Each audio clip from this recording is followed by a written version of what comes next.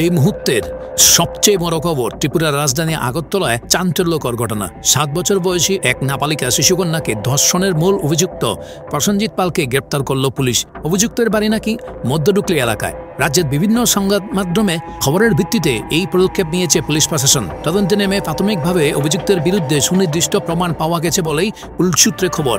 এই ঘটনা ঘিরে স্থানীয় মহলে ব্যাপক চাঞ্চল্য সৃষ্টি হয়েছে। আপাতত হেফাজতে রয়েছে অভিযুক্ত এবং তাকে দ্রুত আদালতে তোলা হবে বলে জানিয়েছে পুলিশ প্রশাসন। এই মর্মান্তিক ঘটনার বিরুদ্ধে ক্ষোভে ফেটে পড়েছে সমাজের বিভিন্ন স্তর। নাবালিকার পরিবার ও স্থানীয়রা অভিযুক্তের কঠোরতম শাস্তির দাবি তুলেছেন।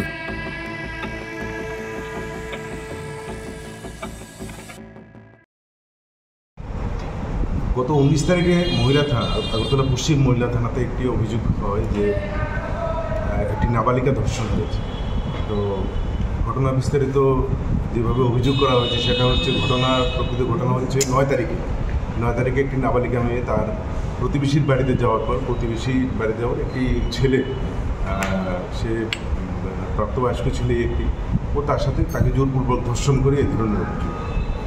তো পরবর্তী সময় মেয়েটিকে ভয়ভীতি দেখানোর ফলে মেয়েটি সমস্ত ঘটনা চেপে যায় এবং সে তার মা বাবাকে বলে না। কিন্তু একের পর এক দিন যত অতিক্রান্ত হচ্ছে সে বিভিন্ন ধরনের শারীরিক সমস্যা ফিল করতে থাকে।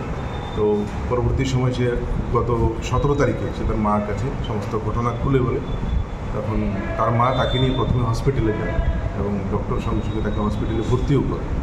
তো পরে চিকিৎসা করার একদিন পরে সমস্ত ঘটনা আরও বেশি বিস্তারিতভাবে প্রকাশ পায় যে তার সাথে ধর্ষণের ঘটনাই সংঘটিত হয়েছে।